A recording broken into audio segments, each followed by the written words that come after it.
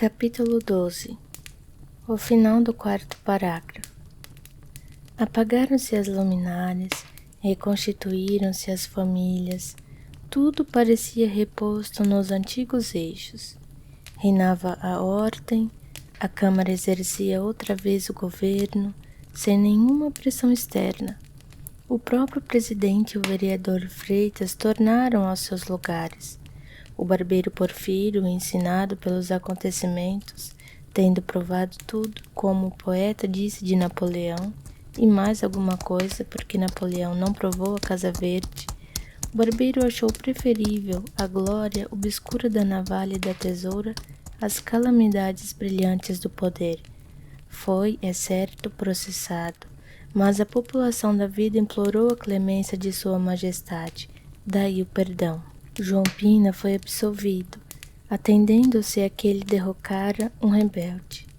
Os cronistas pensam que deste fato é que nasceu o nosso adágio: ladrão que furta ladrão tem 100 anos de perdão. Adágio imoral é verdade, mas grandemente útil. Não só findaram as queixas contra o alienista, mas até nenhum ressentimento ficou dos atos que ele praticara. Acrescendo que os reclusos da Casa Verde, desde que ele os declarara plenamente ajuizados, sentiram-se tomados de um profundo reconhecimento e férvido entusiasmo. Muitos entenderam que o alienista merecia uma especial manifestação e deram-lhe um baile, a qual se seguiram outros bailes e jantares.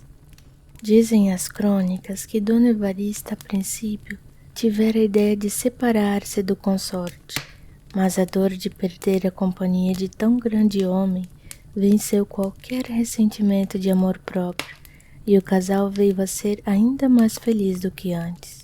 Não menos íntima ficou a amizade do alienista e do boticário. Este concluiu do ofício de Simão Bacamarte que a prudência é a primeira das virtudes em tempo de revolução, e apreciou muito a magnanimidade do alienista que, ao dar-lhe a liberdade, estendeu-lhe a mão de velho amigo. É um grande homem, disse ele à mulher, referindo aquela circunstância. Não é preciso falar do Albardeiro, do Costa, do Coelho, do Martim Brito e outros, especialmente nomeados nesse escrito.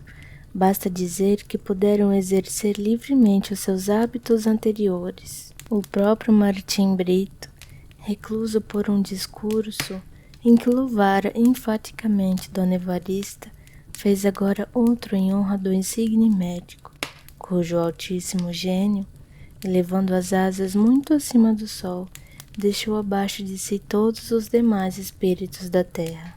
Agradeço as suas palavras, retorquiu-lhe o alienista, e ainda não me arrependo de o haver restituído a liberdade. Entretanto, a Câmara, que respondera ao ofício de Simão Bacamarte, com a ressalva de que oportunamente estatuiria em relação ao final do quarto parágrafo, tratou, enfim, de legislar sobre ele. Foi adotada, sem debate, uma postura autorizando o alienista a agasalhar na Casa Verde as pessoas que se achassem no gozo do perfeito equilíbrio das faculdades mentais. E porque a experiência da Câmara tivesse sido dolorosa, estabeleceu ela a cláusula de que a autorização era provisória, limitada a 1 ano, para o fim de ser experimentada nova teoria psicológica, podendo a Câmara, antes mesmo daquele prazo, mandar fechar a Casa Verde, se a isso fosse aconselhada por motivos de ordem pública. O vereador Freitas propôs também a declaração de que em nenhum caso fossem os vereadores recolhidos ao asilo dos alienados, cláusula que foi aceita, votada e incluída na postura, apesar das reclamações do vereador Galvão. O argumento principal desse magistrado é que a Câmara, legislando sobre uma experiência científica, não podia excluir as pessoas dos seus membros das consequências da lei. A exceção era odiosa e ridícula. Mal proferir estas duras palavras, romperam os vereadores em altos brados contra a audácia e insensatez do colega. Este, porém, ouviu-os e limitou-se a dizer que votava contra a exceção. A vereança, concluiu ele, não nos dá nenhum poder especial nem nos elimina do espírito humano. Simão Bacamarte aceitou a postura com todas as restrições. Quanto à exclusão dos vereadores, declarou que teria o profundo sentimento se fosse compelido a recolhê-los à Casa Verde. A cláusula, porém, era a melhor prova de que eles não padeciam do perfeito equilíbrio das faculdades mentais. Não acontecia o mesmo ao vereador Galvão, cujo acerto na objeção feita e cuja moderação na resposta dada às invectivas dos colegas mostravam da parte dele um cérebro bem organizado, pelo que rogava à Câmara que lhe o entregasse. A Câmara, sentindo-se ainda agravada pelo proceder do vereador Galvão, estimou o pedido do alienista e votou unanimemente a entrega. Compreende-se que pela teoria nova não bastava um fato ou um dito para recolher alguém à Casa Verde. Era preciso um longo exame e um vasto inquérito do passado e do presente. O padre Lopes, por exemplo, só foi capturado 30 dias depois da postura, a mulher do boticário 40 dias. A reclusão desta senhora encheu o consorte de indignação.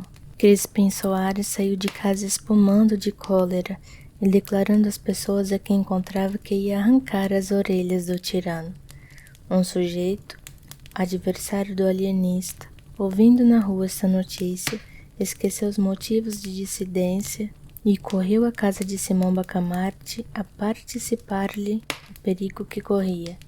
Simão Bacamarte mostrou-se grato ao procedimento do adversário e poucos minutos lhe bastaram para conhecer a retidão dos seus sentimentos, a boa-fé, o respeito humano, a generosidade. Apertou-lhe muito as mãos e recolheu à Casa Verde. Um caso desses é raro, disse ele à mulher pasmada.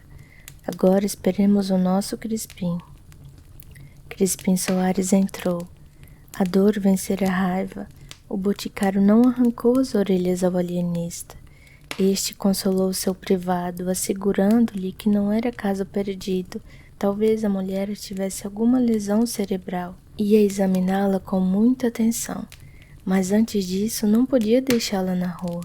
E parecendo-lhe vantajoso reuni-los, porque a astúcia e velhacaria do marido poderiam, de certo modo, curar a beleza moral que ele descobrira na esposa, disse Simão Bacamarte: o senhor trabalhará durante o dia na botica, mas almoçará e jantará com sua mulher, e cá passará as noites e os domingos e os dias santos. A proposta colocou o pobre boticário na situação de asno de Buridã.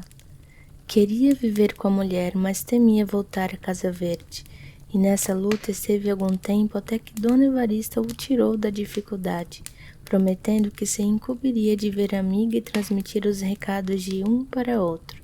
Crispim Soares beijou-lhe as mãos agradecido. Este último rasgo de egoísmo pusilânime pareceu sublime ao alienista. Ao cabo de 5 meses estavam alojadas umas 18 pessoas, mas Simão Bacamarte não afrouxava. Ia de rua em rua, de casa em casa, espreitando, interrogando, estudando. E quando colhia o enfermo, levava-o com a mesma alegria com que outrora os arrebanhava às dúzias. Essa mesma desproporção confirmava a teoria nova. Achara-se, enfim, a verdadeira patologia cerebral. Um dia conseguiu meter na Casa Verde o juiz de fora, mas procedia com tanto escrúpulo que o não fez senão depois de estudar minuciosamente todos os seus atos e interrogar os principais da vila. Mais de uma vez esteve prestes a recolher pessoas perfeitamente desequilibradas. Foi o que se deu com um advogado, em quem reconheceu um tal conjunto de qualidades morais e mentais que era perigoso deixá-lo na rua. Mandou prendê-lo, mas o agente, desconfiado, pediu-lhe para trazer uma experiência. Foi ter com o compadre, demandando por um testamento falso, e deu-lhe de conselho que tomasse por advogado Salustiano, era o nome da pessoa em questão. Então, parece-lhe, sem dúvida. Vá, confesse tudo, a verdade inteira, seja qual for, e confie-lhe a causa. O homem foi ter com o advogado, confessou ter falsificado o testamento e acabou pedindo que lhe tomasse a causa. Não se negou o advogado, estudou os papéis, arrazoou longamente e provou a todas as luzes que o testamento era mais que verdadeiro. A inocência do réu foi solenemente proclamada pelo juiz e a herança passou-lhe às mãos. O distinto jurisconsulto deveu a esta experiência a liberdade, mas nada escapa a um espírito original e penetrante. Simão Bacamarte, que desde algum tempo notava o zelo, a sagacidade, a paciência, a moderação daquele agente, reconheceu a habilidade e o tino com que ele levara a cabo uma experiência tão melindrosa e complicada, e determinou recolhê-lo imediatamente à Casa Verde. Deu-lhe, todavia, um dos melhores cubículos. Os alienados foram alojados por classes. Fez-se uma galeria de modestos, isto é, dos loucos em quem predominava essa perfeição moral, outra de tolerantes, outra de verídicos, outra de símplices, outra de leais, outra de magnânimos, outra de sagazes, outras de sinceros, etc. Naturalmente, as famílias e os amigos dos reclusos bradavam contra a teoria, e alguns tentaram compelir a Câmara a cassar a licença. A Câmara, porém, não esquecera a linguagem do vereador Galvão, e se cassasse a licença, vê-lo-ia na rua e restituído ao lugar, pelo que recusou. Simão Bacamarte oficiou aos vereadores, não agradecendo, mas felicitando-os por esse ato de vingança pessoal. Desenganados da legalidade, alguns principais da vila recorreram secretamente ao barbeiro Porfírio e afiançaram-lhe todo o apoio de gente, dinheiro e influência na corte, se ele se pusesse à testa de outro movimento contra a Câmara e o alienista. O barbeiro respondeu-lhes que não, que a ambição o levara da primeira vez a transgredir as leis, mas que ele se emendara, reconhecendo o próprio erro e a pouca consistência da opinião dos seus mesmos sequazes, que a Câmara entendera autorizar a nova experiência do alienista por 1 ano. Cumpria ou esperar o fim do prazo ou requerer ao vice-rei caso a mesma Câmara rejeitasse o pedido. Jamais aconselharia o emprego de um recurso que ele viu falhar em suas mãos, e isso a troco de mortes e ferimentos, que seriam seu eterno remorso. O que é que me está dizendo? Perguntou o alienista, quando um agente secreto lhe contou a conversação do barbeiro com os principais da vila. 2 dias depois, o barbeiro era recolhido à Casa Verde. Preso por ter cão, exclamou o infeliz. Chegou o fim do prazo. A Câmara autorizou um prazo suplementar de 6 meses para ensaio dos meios terapêuticos. O desfecho desse episódio da crônica itaguainense é de tal ordem e tão inesperado que merecia nada menos de 10 capítulos de exposição, mas contento-me com um, que será o remate da narrativa e um dos mais belos exemplos de convicção científica e abnegação humana.